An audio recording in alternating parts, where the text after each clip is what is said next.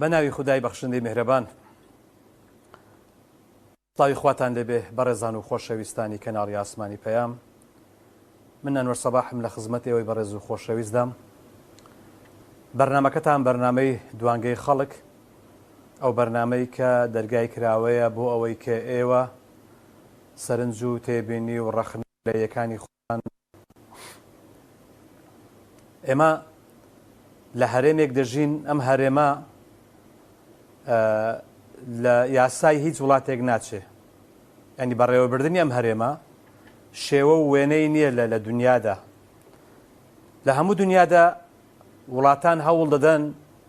حکووماتی وڵاتان هەوڵ دەدەن کە خۆشببختی بۆ خەڵکی خۆیان بێنن و هەوڵ دەدەن کە بە هەموو جۆرێک خزمەتی خەڵکی خۆیان بکەن و وە چ پێداویستیەک و چه خزمەت گوزارێک هەیە بۆیان دابین بکەن. ئێمە لە هەرێمی کوردستان دەبینین لەو کاتانەی کە خەڵک پێویستی بە شتێکە ئەو کاتە نییە یان کەم دەبێتەوە. کاک شاس لە کفری کاک شاس سوار بەڵێ. بەڵێگیان سلام علیکم. وعلیکم السلام ورحمة الله وبركاته. ئێمە زەحمەت نەوێ، ئێمە جەماعەتی زان سیاسی نووسەرمان بمانە. گیان جەماعەت زان سیاسی و نووسەرمان بمانە زان سیاسی. زیندانی سیاسین. بەڵێ ئێمە ئیسا گەرێ بەغداد مێ بچۆی بێت ئێمە ماگانە مێ بچۆ زارم لە مانگی چوار و ئەم لستەی کەیهەیی کورسان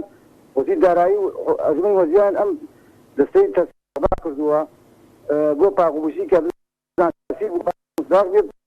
پارەی وەگرێنە هەگەی مێ بچۆ زارە. بەڵێ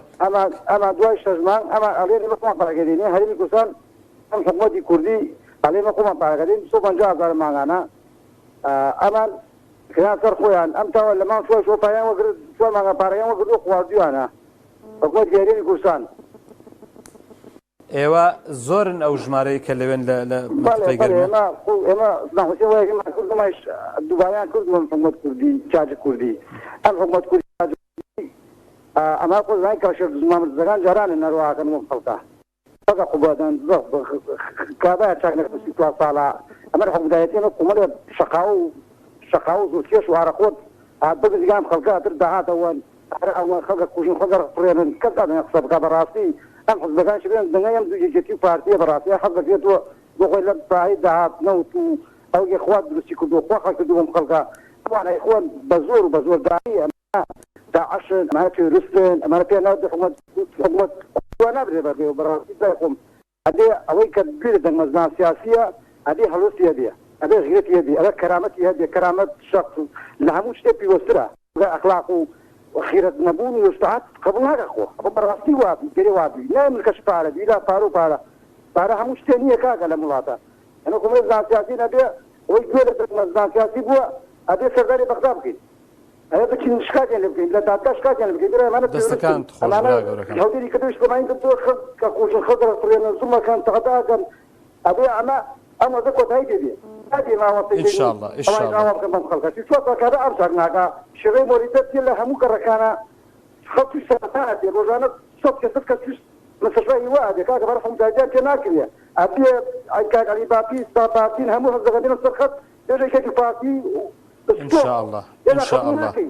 دەستەکان خۆش جانەکەم زۆر سپاس دەکەم. دەستەکان ئەوەی زان سیاسیە باید لە دەما ئەوەی زیندانی سیاسیە حەقی خۆیەتی ئەوەی زیندانی سیاسیە حەقی خۆیەتی کە مافی پێ بدرێ دەکۆمای ڕاق یەکێتیە کووردە ئەوە لەگەری دوسترە ئەو بەجیبەوە بەغدا کاکە بۆ نەڕوەیە خزمەتگاوەکەم دوزە دەست خۆش برا گەورەکەم دەست خۆش بە قوربان زۆر زۆر سپاست دەکەم. دەستەکان خۆش پەیامەکەت گەیشت و ئینشاءالله کار لەسەر بابەتە دەکرێت و ئێوەی کە زیندانیانی سیاسین لە سەردەمی ڕژێمەکەی بەعەس ئێستا کە بەداخەوە لە دەوڵەتی کوردی یاخود لە هەرێمێکی کوردی ئەو مافەتان پێڕەوا نابیندرێ و یاخود دەستی دەستان پێ دەستەکان خۆش. بابەتی ئێمە لەسەر بابەتی کارەبایە. بەڕاستی سەیرە ینی لە هەرێمی کوردستان لەو کاتەی کە خەڵک ئیشی بە کارەبایە ئەو کاتە کارەبا لە خەڵک کەم دەکەنەوە. بۆ نمونە بە گەرمای هاوین و لە سەرمای زستان. ئێستا ئێمە لە هاوینین لە ناوەندی ئابین. کاک ئاڵان سڵاوی خوارد لێ بێم کاتت باش. السلام عليكم. عليكم السلام ورحمة الله برای گەورم چۆنی ئەحواڵت چۆنە باشی؟ استغفر الله جناب براجع سپاس دەکەم زۆر بەڕێز باش دەبی ئینشاڵڵا کاگاڵان ئێمە لە هاوین و لە زستان دوو فەسڵی ینی جیان یەکیان گەرم یەکیان سارد لە هەردوو فەسڵەکەش بەڕاستی لە هەردوو وەرزەکەش خەڵک پێویستی بە کارەبایە لە زستانە بۆ گەرمکردنەوە و لە هاوینیشا بۆ فێنکردنەوە و هەروەها بابەتی تر بەڵام دەبینین ئێمە لەو دوو حاڵەتەدا لە جیاتی حکوومەت بێ کە خزمەتگوزاریەکان زیاد کە کارەبا زیاد کە دەبینین کارەبا کەم دەبێتەوە ئەمە یعنی چی یعنی ئەمە ساڵێک نییە دوو نییە دە نییە کاگان وەرجان پەیامەکەم لە بۆ ئەو حکوومەتە فاشلترین کابینا لە مێژووی 32 ساڵی حکومڕانی خۆمانی خۆمان فاشلترین کابینا هیوادارم قسەکەم بە طعنەوە وەرنەگرن بە ئەمری واقعی وەربگرن قسەکەم لە سەنجی مەحەد بدەن ئایا پێشتر کابینەکانی تر بۆ هەموو کەم و کوڕیانەوە دۆخی خزمەت گوزاریەکانیان لەو کابینی ئێستا باشتر بوو یان نا خەڵک داد و کاگەن وەرکاتم پێ بدە والله خەڵکی دەستەر هێلی پەیوەندیە کاک ئاڵانجان ئەگەر قسەکان زۆر درێژی پێ نادەم بەس کاتی خۆم بدەیە باز و خەراج و پارەوەرگرتن لە هەموو دەوایرەکان چەندین قات زیادی کردیە بابەتی کارەبا ساڵان خواخوامان بوو ئاخر حەدی پاییز بێدن و تۆزێک بیدایەتی زستان کارەبا دەبوو بە 24 کاتژمێر بە هیچ شێوەیە کارەبای 24 کاتژمێری نەما بە هیچ شێوەیە کارەبای فول نەما ئەوە خزمەت گوزاریەکانی ئەو کابینەیە بۆیە ئێمە هاوڵاتی بێرایەن زۆر بێزارین لە ئەدای ئەو حکوومەتەی ئێستا کاکە ئەنوەرجان من داوایەکی برایەنەم هەیە لە بۆ هەموو حیزبەکانی ئۆپۆزیسیۆن ڕاستی پێویستە تۆزە خۆیان یەکلا بکەنەوە من وای نابێت حیزب ئۆپۆزیسیۆنانە تەبەنەوە ڕخنەکی برایانەیە و دەمەوێت پێش هەڵبژاردن بە خۆیان دابێنەوە سەرکردایەکەکان بۆ خۆیان دابێنەوە دوای هەڵبژاردن پەنجەی خۆیان نەگەزن من ئێستاوە گرنتیتان دەدەمێ کۆمەڵ و یەکگرتو من عالمە غەریب نیم بەس لەسەر خوێن گرە دەکەم کە ئێوە لە 10 کورسی زیاتر ناینن بە هەردووکتان بەڵام حیزب هەیە دوێ دروست بووە دەگاتە سەروی 10 کورسی دارم ڕقەمیەکی من پرسیارێک لێ دەکەم کاک ئاڵانجان بۆ بە قسەی جەنابەت ئەم دوو حزبە دەنجیان زیاد ناکە هۆکارەکەی چێتەوە وەکو هاوڵاتیەک شتێکی مقنعکەرم پێ بڵێ ئێسان پێ دەرێم هاوڵاتی هێندە بێزارە دەیەوێ حیزبە ئۆپۆزیسیۆنەکان پەنجە بخەنە سەر برین بەڵام ئەوەی کە بە تەئسیرات زۆر گەورە دەبیتن لەسەر متمانەی هاوڵاتی بە حیزبەکان شخص ڕقەمیەکەکانن بێنە ساحەکە بێنە مەیدانەکە سەیری ئەو حیزبانە بکە حیزب هەیە تازە دروست بووە هەموو ڕۆژێ ڕقەمیەکی حیزبەکەی لەسەر سۆشیال میدیا و تەلەڤیزیۆنەکانە زۆر بە ئازایەتی و بە بوێرانە و بە غیرەتە ڕوبەڕوو ڕقەمیەکی حیزبەکانی حکومڕانی دەبتەوە بەڵام هیچ شتێک لەوە لە یەکگرتوو لە کۆمەڵ نابینین سەرکردەکانیان حەز دەکەی ئێمە لەسەرەوە جووم بدەین لە بنەوەش ڕێککەوین نەخێر شتی وانە و ئەمن ئەمن بەس بە حاڵی خۆمی حیزبەبینەوە بە هەموو درێژای تەمەنم دەنجیشم داوە بەو ئیسلامیانە بەس ئەوە بوختانە لە بۆ ئەو نەوەی نوێ ئەگەر بکرێتن بوختانە بڕوا ناکەم ئەوە مستەعیدە بەڵگەم بێ ئێستا بەڵگەکەم بدەیە نەخشتی وەهمی کەوتوی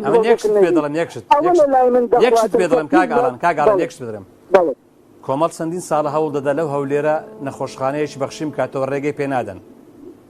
با ئەوە با معلوماتە با خەڵک بزانێت با خزمەت بکەم ئۆپۆزیسیۆنێکی حەقیقی لە بۆ خەڵک نەخۆشخانە با خزمەت بکەم دنیاوە بشم بۆ ڕقسەکەم پێ قەتع کردی بەی ڕۆژێ عەمەلیاتێک دەکەی لە 4 بەشان ئەگەر بەشێکی وەربگری ئەوە یارمەتیدانی خەڵکەکی لێ قەوماوە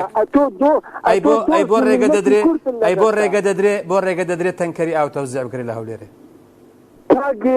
کاگە ئەنوەرجان لە زۆر شوێنانیش پێیان قەدەغە دەکەن و ڕێگە نادەن کاگاڵان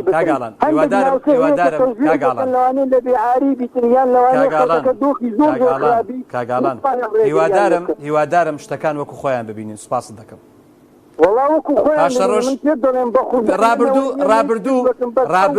ڕابردووی هەندێک کاگاڵان ڕابردووی هەندێک داهاتوو هەندێک کەمان ڕوون دەکاتەوە سوپاست دەکەم كاك زلال لە چەمچەماڵ سڵاوی خوارد لێبێ کاک زلال لە چەمچەماڵ بەڵێ داوای لێبوردن لە کاک زلال دەکەم بابەتی ینی ئەمە بەڕاستی ئەمە نامانوێت درۆ لەگە خەڵک بکەین نامانوێت بە درۆ خەڵک ینی فریو بدەین نامانوێت بە درۆ دەنگ کۆکەینەوە نامانوێت بە درۆ وڵات بەڕێوە ببین نامانوێت بە درۆ چاوبەستی خەڵک کەین چکە بەڕاستی درۆ نەتیجەکە دوایە بینیمان کەس خەڵکە کچی بەسەرات کاک ئەحمەد لە سلێمانی سڵاوی خوارد لێبێ ئەم کاتت باش ژیانەکەم سپاس بە قوربان دەستەکانت خۆش بێ بەڵێ هەمەساجان ئەم دوو دەسەڵاتەکان لە بۆچیان نەماوە بۆچی لە هاوێنا کارەبانە بۆچی ڕێگاڵان خراپە بۆچی خەڵک لەی جاخن کێ بۆچی قوتابخانە ئاوا وێران بووە تەندروستی بۆچی وێران بووە بۆچی پاسەکە و نادرێ بۆچی 10 ساڵە لە بەرزکردنەوە ناوە بۆچی زەوی نادرێت ئەمە 300 ساڵ دوایان کردویانی کار لە بۆچیان نەماوە خوا حەتا ئەم دوومانەیان ماوەیان خوا حەتا ئەم دوومانە دوو دەسەڵاتە پاڵتێنن ڕاکەنە تۆڵانێ کاتەوە خەڵک یعنی بەڕاستی ئێستا ئەم ئیسلامیانەش یعنی ئەگەر یەک بنەوە لە یەکیش ناگرن یعنی دەنگ بە ئۆپۆزیسیۆنێک بن کە وجودی هەیە کە سەڵتی هەیە کە جەماوەرێکی زۆری هەیە بەڕاستی قرار حیزبەکانی ئیسلامی بڵێ کاکە بە سەراحەتەن دەنگ بە من نێ دەنگ بە حیزبە بنە نەجاتمان بێ چونکە نابێ ئۆپۆزیسیۆن ئێستا ئۆپۆزیسیۆن هەیە تا ئێستا 6 ساڵە 7 ساڵە ئۆپۆزیسیۆنە تەوقەیەکی لەگەڵ ئەم دوو دەسەڵاتە نەکردووە چاوێکی نەخواردووە لەگەڵیا ئاوێکی نەخواردووە شیوەیەکی نەکردووە لەگەڵیا ئۆپۆزیسیۆنە بێ وایە بڵێ 2005 بەبیرم نێت یەکتو با بڵێت کەس نێتوانی ئۆپۆزیسیۆن بێ لە 2005 ئەمە نەم تاکی هەڵی خەڵەتان هێنای و بردی هێنای بردو وای لێکرد تێنتی کرد بە بادینانی تێنتی کرد بە سۆراری نەچۆ ناو کۆبوونەوانێ یعنی بەڕاستی دەسەڵات ئەیانێ بەدەوازەدا بکەن ئۆپۆزیسیۆنە بێ یەک قایمە بگە یا گۆڕات تا بڵێن گۆڕات 25 کورسی هێناوە نەوتی خۆرکە حەزیچی نەکە حەد دەمەکەی هەبوو کردەوەی نەبوو وازی لێ هێنا دەمێ سۆ لاو پارتیۆ دەمێ هاتراوێتێتیۆ دەمەوێ ئەمە يعني مراتي اوبوزيسيون لازم تدنا تصاعد كتو ذلك جزء قال تعالى خورا كاك احمد جان زۆر سپاس دەکەم بە قوربان دەستەکانت خۆش بێ گیانەکەم کاک هەنگاو لە چۆمان سڵاوی خوا دەبێم کاتت باش کاک هەنگاو کە دوایە دەبێ ئێمە لە هەرێمی کوردستان چی بکەین کە لە کاتێکە خەڵک پێویستی بەو شتەیە ئەو شتەش لە هاوینە کارەبایە کە لە کاتی پێویستی خەڵک کەم دەکرێتەوە کارەبا کەم دەکرێتەوە بەڵێ کاک عادی پێش شفا و ڕێزم بۆ جەناب کارمەندانی لە واقعدا ئێمە هەڵبژاردنێکمان لە پێشات کە لە مانجی دەوە ئەنجام ئەدرێ و بە سەرپەرشتی عێراقی فیدرال و کۆمەڵگەی نێودەوڵەتی و نەتەوەی گرتووەکان و ئەم هەڵبژاردنە زۆر درنگە ئێمە لەبەر لە پێش مان و نەمانداینە دەو دومانگەیە یان ئێمە ئەمینەی یان ئێمە نامینەی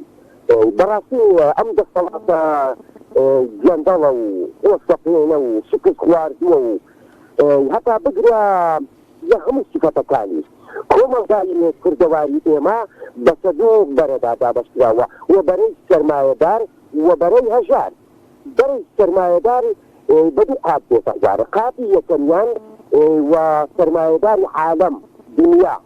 سەرمایەداری جیهان وەلە دەسەڵاتدا و چینی دواتریش و سەرمایەداری ملیۆنان دۆلار و زیاتر و خەڵکی تریش هەژارە ئەم هەژاریە گەیشتۆتە ئاسێک و لێرانکاری لەناو کۆمەڵگای کوردەواریی ئەم هەژاریە کەوتۆتە ناو خێزانەکانیش ئەمڕۆ دەستەکانت خۆش بەڵێ گیان کاک عەزیزجان بەڕاستی بەرنامەکە بەری دەقەی ئەم ناتوانم زۆر بچمە ناو دەستەکانت خۆش بێ خەزیحاتی ئەم دەسەڵاتە بەڵام ئەمە دەڵێن ئێمە لە دوو مانجی داهاتوو لە بەرمانی نەمانداوە ئازادی خوازان بڕیاریان داوە لەم هەڵبژاردنێت دەکارن ئیسازە ئەگەر نەگۆڕدرێ ئازادی خوازان کەواتە ئەم دەنگە ئازادە شوانی نێت و بەڕاستی ڕێگەچتر ئەگرنە بەر زۆر سپاس بە قوربان زۆر سپاس مامۆستا عەبدوڕەحمان لە هەولێر سڵاوی خوارد لەبێم کاتت باش بەڵێ مامۆستا عەبدوڕەحمان السلام عليكم وعليكم السلام ورحمة الله أستاذ أنور بەڵێ گیان زۆر نامێ زۆر قسە بکەم بەس پێت دەڵێن تريدون إدراك المعالي ولا بد دون الشهد من إبر النحل دەڵێن ئەگەر بکەوێ بەرزی و سەربەرزی بەدەستێنێ ئیش لێ بۆ بکرێ مامۆستا ئەوەی هەنجوین بخوا دەبی هەنجیش پێیوە بدا يعني هەنجین خواردن بەبێ پێوەدانی هەنگ ڕواناکەم يعني شتێکی ئاسان بی تريدون إدراك المعالي رخيصة ولا بد دون الشهد من إبر النحل أو جاء سيد المسيح عليه السلام قسكي زور نازداري هي دفرميه يبتلعون الجمل ويحاسبون على البعوضة خويا خشتم قوددن بلام أجر بقدر مسؤوليك سجن لاي منو تهبي أو طبعا بدي وربجيرة توا وصاب او همو الرخنة قرتنا او همو قلي كردنا اگر بكرة ايش تاجخهم بإيسا نزبر اي مامۆستا عەبدوڕەحمان درۆبکە هەتا پێت باوەڕ دەکەن ئەمە شعارێکی دروستە او شعاري هتلريا او بعربية كي اكذب حتى يصدقك الناس يقولوا لروي جنابتان وبيستران هرهمو دروبك حتى يعني وايل يدي برادك بس من يستد لن أصعب طبعا أوجه صلاتك إصاحية تدل سقف بيت حديد ركن بيت حجر واتبان خلع عاصمة ومالك اسم لبردة اعصفي يا رياح وزبا توهوشة واعطتي وانهمر يا مطر باران توش بلي يغلب بعرة من ترناهم سقف بيت حديد ركن بيت حجر اعصت يا رياح وانهمر يا مطر بمعرة بكيف صوت منكر نابم بيت حديد دەستەکان هزار زمان يقلع بأسطر فهرح هزار زمان قصر بكا اگر ايسي لقل دا نبي حروز او بلياني لدي وبالرأي من هيت تكتبنية لهرين بناوي معارضة اوبوزيشنية ومي خيالات اگر اوبوزيشن هبوها حتى يستخار بأورو هذا جاي بخوان صفات دەستەکان خۆش مامۆستا زۆر سپاس بە قوربان کاک کاروان لە هۆڵەندا سڵاوی خوا دەبێم کاتت باش بەڵێ برا السلام عليكم ماما صاجان وعليكم السلام ورحمة الله وبركاته بقربان الله ماما صاجان دنيجي تسوكم لتوهي برانا بالرحي في برارة لفاقري پێش ژەوەی بزانم چیە بەسەر چاو والله ماما مشكلة نية صندوق قساك أم برادراني تلفونك نقرر بلد مهم نوعي ئێمە لەم بەرنامەیە تەوەرێک با خەڵک لەسەر تەوەرەکە قسە بۆی بتوانین چارەسەری کێشەکان بکەین ئیجا خۆ منیش حەزم لێ بەڵام کە نادەدەن لەسەر ڕێگا کەس بکەم نازانم یعنی پێم خۆش نییە دڵی کەس ئەزیەت دەم ئەبێ دیانیتەوە سەر ڕێگا مامۆستا هەیە ئەگەر نەیتەوە سەر ڕێگا ڕایە سم باسی کارەباکەین کارەبا بۆ لە هاوینە بکرێتەوە بۆ لە سوێزستانە مەسەلە نەوە نییە مازینێ با لەسەرەوە قسە بکەین باشتر بۆی بتوانین باشا مامۆستان وەرە من پرسیارە جەناب دەکەم وەکو ڕۆژنامەنووسێک وەکو کاژێکی وەکو ئینسانێکی موسڵمان لەم کوردستانە بەڵێ جان ئەوەی کە ئێمەی کوشتووە میلەتی کوردی کوشتووە ئێمە دایمە ڕەحمان لە خۆمانە دایمە حەز ناکەین کەسێک لە خۆمان باشتر بێ ئەمە بە قازانی دەسەڵاتێکی ئستەمکار دەڕێتەوە ئێستا ئەگەر گەڕینەوە بۆ کۆمەڵی جوملە من پێم خۆشە وەکو خۆم سەحیبی ئۆپۆزیسیۆنەیە پێم خۆشە یەکێ لەو حیزبانە سەرکرد بەس دەسەڵاتی ستەمکار بستێنەکە یەکگرتوو بێ کۆمەڵی دادگەری بێ یا ئەوەی کە بێ بێت من پێم خۆشەیەکی تا لەوانە یا ڕەبی ئەو سیانە هەر کامێکیان سەرکەوت بۆ سەر و 15 کورسی 30 کورسی یا ڕەبی بەزەری عەرەبەکانی عەوافی ئێمە نابێت کارێکی وا بکەین ڕەحمان لە خۆمان بێ بەس مامۆستا عەلی باپیر لەم ڕۆژانە قسەیەکی جوانی کرد من هەمیشە قسەیە دووبارە ئەکەم و شەڕێم و دووبارە لەم بەرنامەیە مامۆستا عەلی باپیر فەرمووی 32 ساڵە کۆمەڵی خەڵک شعبی کوردستان یاگەری کوردستان دوای کۆمەڵە دەسەڵات کەوتون نە نوێژەکەن نە ڕۆژوەگرن والله گوناحە دەوای میلەتاکەم دوای کۆمەڵی خەڵک کەوتین دوای 33 ساڵ نازانن نوێژ چییە نازان ڕۆژوو چییە نازان ڕەحەت چییە نازان بەزەی چییە بۆیە داوا لە کۆمەڵی داگەری وەکو کۆمەڵی دادگەری من ئەم تەلەڤیزیۆنی کۆمەڵی دادگەریە بۆ ێوە داوا لە کۆمەڵی دادگەریەکەم سادەکانەتر یعنی زیاتر بۆ بژاردن خۆیانە ئامادە بکەن کارێکی وا بکەن ئەو هەواداران ئەو ئەوانەی لەگەڵ کۆمەڵی دادگەریان ئەوانەشی کە لەگەڵ کۆمەڵی دادگەریانین کارێکی وا بکەن مامۆستا عەلی بابیر ڕاستەوخۆ بە ڤیدیۆ بێ بە بەرنامە بە ڕیپۆرتاژ بێ کارێکی وا بکا کەم دەمەناوازانە بێنێتەوە سەر تایم کە بڵێ گوناحتان نەجا ئێوە بێدەنگن خوای گەورە لە ڕۆژی قیامەتە لە هەر ڕۆژ و حسابێکە ئێوە حسابتان لەگەڵاکێ کە لە ڕامەزانی شنێن دەنگ بەند بەم حیدۆ دەسەڵاتانە کاکە مشکلە نییە با دەنگ بەند بە هەست کارێ بەزدەست نییە بە پارتیویشتی ئەمە کێشەی کارەبا و بێئاوی و بێنەوتی و بێباڵی چارەسەرەکە مامۆسانوەر ڕێز و خۆشەویستیان بوو جەناب زۆر سپاس بە قوربان باوکی من لە چەندەر نازانم بەڵێ باوکی میوان بەڵێ ئەو کاتت باش دەستخۆشی بەنامەکەت لێ مامۆستا سپاس بۆ بەڕێزت هیوایەکەوتو بخوازم بۆ تۆش مامۆستا گیان لە کوردستان هەزاران کێشەمان هەیە کارەبای نیشتیمانیمان هەیە ناو 24 کاتژمێر 8 کاتژمێر کارەبای نیشتیمانی نییە من پارێز ساڵە پەرامبەری گوێ بەستم کێشەی مامۆستایوانە بێژ هەیە کێشە بەرزکردنەوەی پەرامبەران هەیە هەزاران هەیە مامۆستا لە کوردستانەی چەند ساڵە گرێبەستی کاک باوکی پارە ساڵ و سێکە 15 ساڵ بەڵێ خۆ بەپێی یاسا لە 3 ساڵ تێپەڕە دەبێ ببی بە دائیمی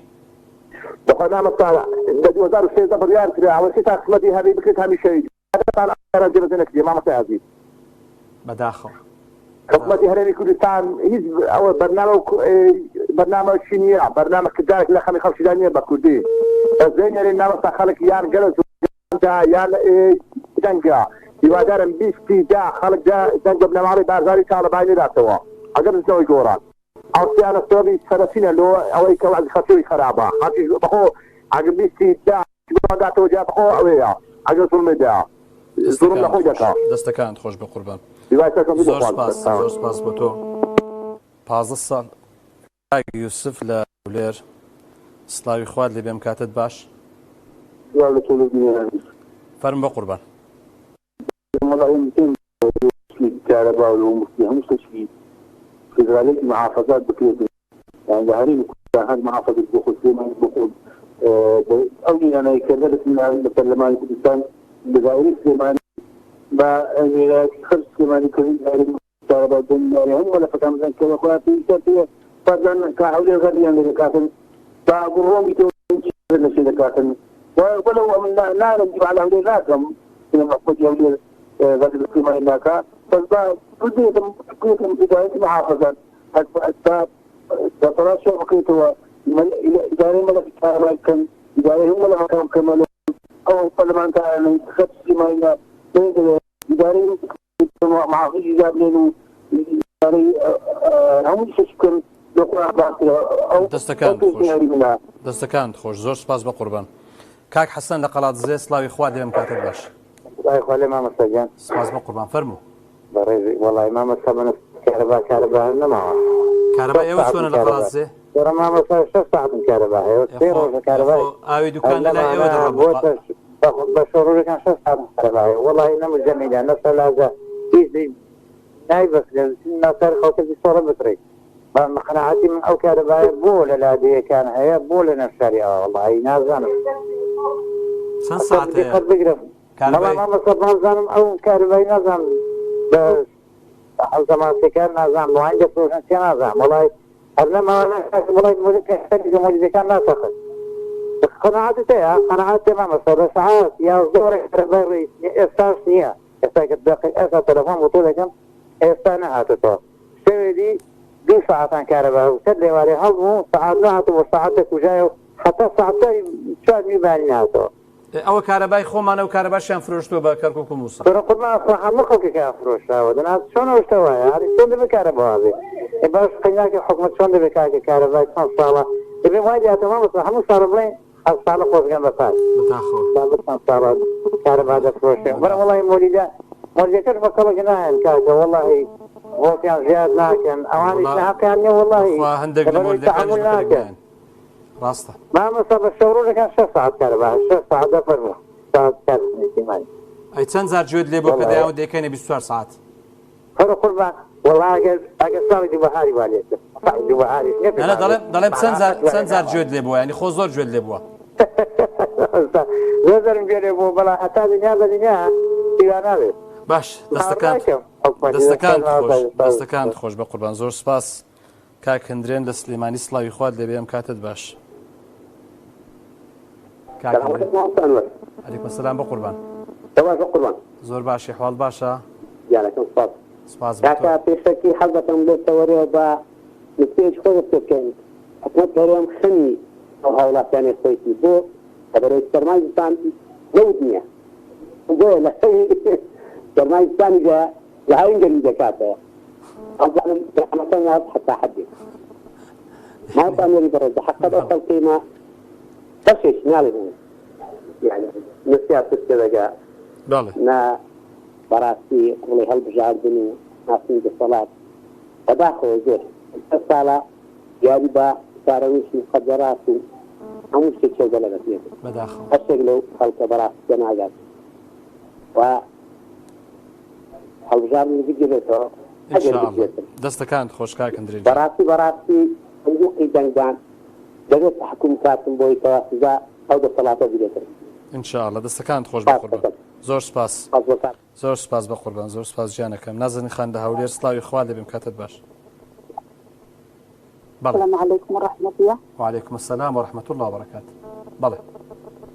سلام باشي. زور سپاس برزي. سلامتي سپاس والله دنيت أمن بشكر لجناب كم طبعا بس خوشي بدنا ناخذ لي كم شيء خوشية. سپاس بله. سلام أنا كخلق ديكا خموي دستبوار جيب ذكردن دستبوار جيب ذكردن. من دا خوش خوم دا برسم دانشتن بەبێ دەنجی بەبێ هیچ قسەک بکەی ها باشترە یان هاوارکەی و قسە بکەی و دەنگ بەرزکەیەوە کامیان باشترە زۆر لەگی خۆشی دەنگ بەرزکردنەوە و دەنگ لێوە هاتنەگەر باشترە نەک خۆکردکرد لەبەر ئەوەی ئەوە ئیمانی شافعی والله ئەعلەم دەفەرمێ ئەگەر لە هەر کات شوێنێک شوێنی تووڕەبوون بوو تووڕە نەبوو ئەوە جێ درێ حازرین وأنا كذا ما عندي كذا ما عندي زي خويتي اكتشفت زرتها بلام والله زر قيبل بقى حكمتي بخوي هر اللي رانجني أو خندني خوما بخوي دزاين سبق كاني أواني كاتلا يعني بسبق بكان أجر آن ديرانا بندنا بخوان لخوش تبين جيو مكاني أو ربعينا كيسان اللي رانا ناجن أويا كدو والله أجر بيتي زي فندق بين استريش هجي استريش شوي كان إخواني حسب الرجالة شويني فسادي وبرا الله وأوشتانا يا شويني جندي ألماني ونغل هر أوشتانا تدري أجر أنتي أنا جوكو أوان وكو جياني وقيد نبو سلام والله زور قيبا خلشينا غانا بس بكجن والله أو بخوان نيتين أو صبنا سفل مدرسين أو خلشينا أجب بكارباي وبآلي تأدب بجانا غير عيب شورية دستەکان خۆش خوشی ڕێز السلام عليكم وعليكم السلام ورحمة الله کاک حەمە ڕەشید سڵاوی خوارد لێ ببرا سڵاوی خوای لە جەنابەت کاکە عازیز حواڵەت چۆنە سپاست دەکەم کات لەبەردەستە فەرموو قسە بکە ڕێزم بۆ کەناڵەکە و سپافە بەڕێزەکە و میدەران و بیسەران وەڵاهی زۆر سەرم لە حسابێ مەزبوط نییە پەرلەمان چەند کورسیە پەرلەمان 111 کورسی بوو دادگای فیدرالی 11 کورسی پێکاتەکانی تورکمان و مەسیحی و ئەرمەنی لابرد 100 کورسی ماوە دوای هەوڵێک درا هەوڵێکیاندا 5 کورسیان جێراوە وەتا کردیانە لەوەتی 5 کورسی ئێستا پەرلەمان 100 کورسیە 5 کورسی تورکمان و مەسیحیەکانە 3 کورسی لە پێکاتەکان 3 کورسی لە منتیقەی هەولێر و دهۆکە 2 کورسی لە منتیقەی سلێمانیە لە ناوەی خۆیان بەشیان کردووە ئەیدی خێری بێ و بیاخری خێر داوە دامنا ئەو برادەرە گرەی کردگوتی لە ڕینەکەی لا دەدەن مەجبوری کە سوێ ناو سیاسەتەوە بەدەست خۆت نییە شوشەیەکە لێبەر بێتەوە دەپڕژی بەدەست خۆمان نیە قسەکان بڵاو دەبن بەڵێ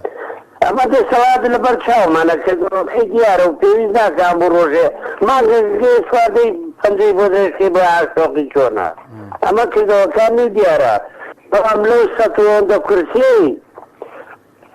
ئەگەر هاوار دەکەم و هاوارم کردووە زیاتر لە 10 ساڵە هاوار دەکەم کورت کاتان لێ دەکەم جارە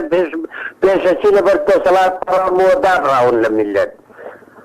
بەڵەوە دابڕان ئەوان بێم نەتن لە میلەتی شو لە حیزب ئۆپۆزیسیۆنەکانی بەڕاستی بێم نەتن بێم نەبنەوەی ناکەن ئەوە دیارە ئیشەکە بەڵام چەند هاوارم کرد کاو لێ دەکەم ئۆپۆزیسیۆن بەڕێیەک و بێوازەوە لای سیاسی بێنن ئێمە لە کوردستان دەژێن خاک و وڵاتەکەن فرۆشاوە و وێران کراوە داری بەسە بەردیەوە نەماوە کاتان لێ دەکەین ئەوە دامنا وەکو تاکە حیزب کۆمەڵی دادگەری 6 کورسی هێنان یەکگرتوو 5 کورسی هێنان حیزبەکەی کورسیەک دوی هێنا ئەوەی دی کورسیەک دوی هێنا بە 12 کورسیان بۆ دەسەڵاتەی دەوێری چی بکرێ باشە کاک حەمەڕەشید کاتی خۆی بەرەیەکی تۆکمە هەبایە میلەتەکەش باوەڕی تێتان دەکرد یاعتوباری تەواوی دەخستنە سەرێ بەڵام وەکو ئامان لێبوو با بە سەراحەت ئەگەر گلەیشم لێ بکەن برادرانی گۆڕان زەربایان لە ئۆپۆزیسیۆندا 500,000 دەنگیان بە دیاری بۆ دەسەڵات بن بۆی ئەوەش خۆتان بەجارێکی فەوتان لە پێناوچی ئەگەر بەڕێکی بەڕێک بوو بایان ڕێک و پێک ئینشاڵڵا دەبێت دەستەکانت خۆش کاک حەمەڕەشید گیان زۆر سپاست دەکەم کاک مخلیس لە هەولێر سڵاوی خوات لێبێ دەستەکانت خۆش کاک حەمەڕەشید گیان کاک مخلیس عەلەیکوم ئەسسەلام ئەگەر دەنجی تەلەڤیزۆنەکەت کسکە ئەمە سپاست دەکەم بڵێ بە قوربان دەستەکانت خۆش کاک مخلیس سەلامەت بیا خۆت باشی وەڵا باس کارەبای دەکەن وەزاتان کۆلەوەی کارەبا کارەبەگە لە باشە 2 ساعتێ 24 ساعتی سایی بدین لە 24 ساعتی 2 ساعتەیە 2 ساعتێ 6 ساعت دوو دێتەوە تا مەلا مانگدانی باشە باش عیبینیەوە وەڵاوە دەشەر باش حکوومەتەکە ساوایە ئەوزارە دەربچن دەفتە 20 ساڵ یعنی ئەو حکوومەتە ئێستا 33 ساڵە ساوایە ئەدی ئێستا ساوایە ئێستامایتی کەنجی گەورە دەبی ئەوزارە دەربچن ئەو ساعتارێک کارەوە دەتە 20 ساعت پێت وایە کە بتە 24 ساعت دەفتەی ئیشاڵە دەبیتێ ئەم 20 ساعتێ بەس لەگە مۆلدەی لەگە مۆلدی ئەزە 24 ساعتە لەگە مۆلدی ئەزە 20 ساعتێ سایی بیتی کارەبا وەڵای ئەوە نکتەکە کەلچی ئێرەی نییە گەنا دەمگۆ ئێستا دەزارە دەربچن دەتە 20 ساعت کارەبا ئاخیری خێربی یا ڕەبی ینی ئەو خەڵکە لەو کاتێک کە خەڵک پێویستی پێ نایدەن نانە 12 شوێدێتەوە دوی شوێدی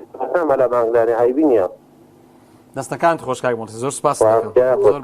زۆر بەڕێز عەلەیکوم سەلام باوکی موبین لە سلێمانی سڵاوی خوات بەڵێ گیان سڵاوی خواتان لەبێ مامۆستا گیانم کاتۆ سڵاوی خوا لە بەڕێستان سوپاس دەکەم بە قوربان مامۆستا گیان نازانم ئەم خەڵکەکەی بە خەبەریەکەوە چۆن ئەمە قبوڵ ئەکات هەر سەری مۆزەفین کە هیچی مەجالیەوە نییە جلوتوکات مامۆستا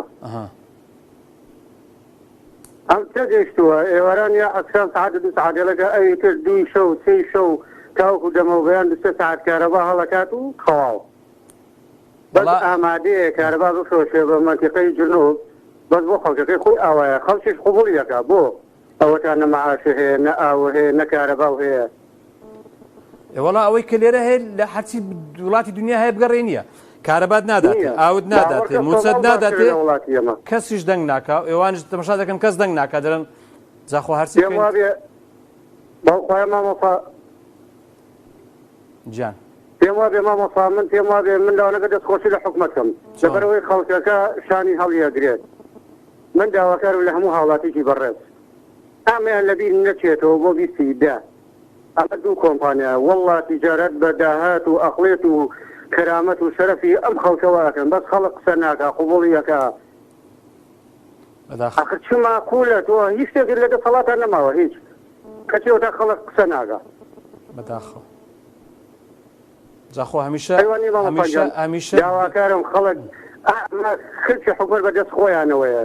لبسي ده طوليا لكاتو والله دنيا بينها والله ويدن بعض طاتي والله لو دنيا لقلوا أنا حشرت والله شريكا لا بنزين روتا نوا أم ظلمت لم خلقات والله ويدن يعطيها وكوان زۆر سپاس بە قوربان زۆر سپاس کاک بەشی مەبین زۆر سپاس بە قوربان واللهی یعنی سەیرە سەگەر وڵاتێک بین لەو وڵاتانەی کە هەندێک وڵات هەیە کە بەفعلی ینی هەژارن جا چ سیاسەتێکی خراپ لە ناو وڵاتەکە پەیڕەو بکرێ چ هەر بەپێی جوغرافیا و بەپێی ئەو خاکێک کە هەیەە بەپێی ئەو شوێنەکە هەیەە داهاتیان کەمە بۆ منە ئەوە بابەتێکە بەڵام تۆ وەرە ئێمە لە هەرێمێکین لە عێراقێکین عێراقێک دەوڵەمەند بە نەوت بە غاز بە کانزا بە هەموو شتێک بەڵام دەبینین ئەو حاڵی میلەتەکەیە یعنی ئێستا بابەتی موچە بۆتە مەتەڵ ینی هەر ڕۆژە و بە شێوازێک باز دەکەن بۆ خەڵک هەر ڕۆژە و زۆرێک لە بیان و هەیە بۆ دواکەوتنی موچە کارەبا لەو کاتێک کە خەڵک لە هاوین پێویستی پێ هەیە لەو کاتێک کە لە زستانە پێویستی پێ هەیە نییە وەچیت کەش دەبینین ئەوە خەڵک ئاگادارە کە کارەبا دەفرۆشێتە کەرکووک و مووسڵ کاک ئازاد لە گەرمیان سڵاوی خوا لێبێ لە جاران پێش کاک حاجی برا کاک حاجی ها سلام بەڵێ علیکم عەلەیکم السەلام وەرەحمەتوڵڵاه الله کاک حاجی جان من پێم سەیرە باسی چاکردنەوە لەمانەکەن ئەمانە چ باسی چاکردنی وەزی کارەبا و ئاو و ڕێگا و بان و ئەمانە پێم سەیرە ئەمان گەیشتونەتە خۆناغی ئەنا ڕەبکم الأعلى استغفر الله گەیشتونە خۆناغی فرعون من بێگومانم من فتوا نادەم بەڵام گەیشتون هەدا ئەو مەرحەلەی کە خوای گەورە هیدایەتیانەدا لەبەرەوەی خوای گەورە هیدایەتی هەموو کەسێک نادا کەسێک زوڵمەکەی ئەوانە سەری کرد و گەورە بوو خوای گەورە هیدایەتی نادا من إنك لن تهدي من أحببت ولكن الله يهدي من يشاء يهدي من يشاء بەڵام لا يهدي من لا يشاء وەرێ ئەو ئەیشمان هەیە گەیشتە خۆناغێک ئیتر لە هیدایەت دەرەچێ ئەم من لە گلەیم لە هەموو تەلەڤیزیۆنەکانی ئۆپۆزیسیۆن هەیە بە ئەیامەوە بە سپێدەوە بە KNN-ەوە ئەمانە ئەوەی دەکەوێتە سەر ئێمە ئەو گلەیە کە لە ئێمە هەیە چییە بۆ نمونە بابا ئێوە ئەتانەوە مردوو چاکەن ئەمانە چاک ناکرێن ئێوە ئیش لەسەر ئەوە بکەن ئەبێ بڕخێن ئەمە لە چاکردن دەرچوونە لە چاکردن وەڕی کارەبا چاکە و ئاو چاکە باش ئەگەر ئەوانە مردوون بۆ خەڵک دەنجام پێدەدا ئەی خەڵکی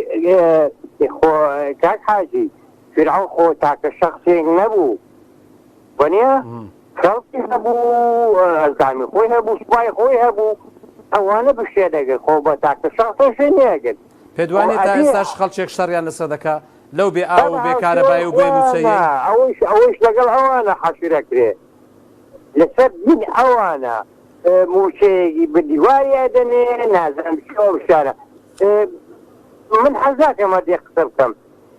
کابراگە فەتی شنی کۆرەبا نەڵێمین بووە ناوی کەس ناوی کەسار من بە حەق معریفە چەندێکی شەناسم سۆزانی بوونە سەبەشنە شاخ نووسراون ئێوەنە چۆن دەنیا نادەنێ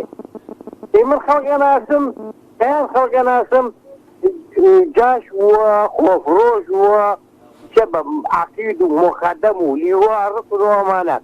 والله حاجی ئەسم بەو خوا دروستی کردوون و ئەچینەوە بە دیواری محاسبەمانەکە من شەخصێک حەق المعریفە منی بەگیردا ماوەیە پێشی ئێستا لایەندا لەسەر گەندەڵی کردیانە ڕئیس جامعیش نەک عەمید کولێ ڕئیس جامعیش حەز ناکەم ناوەکەی بێنم ئەوە چۆن لەگەڵ ئەمانە نابێت بەداخەوە دەستەکان خۆش کاک ئازاد من زۆر سپاس دەکەم سپاس بۆ هەمووتان سپاس بۆ بەڕێزانی کە پەیوەندیان کرد و داوای لێبوردن دەکەم کە ئەگەر کەسێک نەیتوانی بێ پەیوەندەکەی وەرگرە یان پەیوەندەکەی پچرا بێ سپاس بۆ برانی بەڕێز و خۆشەویستم لە سلێمانی و لە هەولێر بۆ هاوکاریکردنم بۆ بەجێگەیاندنی ئەو بەرنامەیە. وەڵام من دەڵێم هەردەی دووبارەی دەکەمەوەدایان جار و سەدان جاری تریش ئەگەر دەسەڵاتێک خەمی ملەتی بێ خزمەتی ملەتەکەی خۆی دەکا، ئەگەر دەسەڵاتێکیش بەڕاستی لە خەمی ملەتەکەی نەبێ تەنها خەریکی دەوڵەمەندکردنی خۆی و چواردەورەکەی خۆیەتی. خواتان لەگەڵ.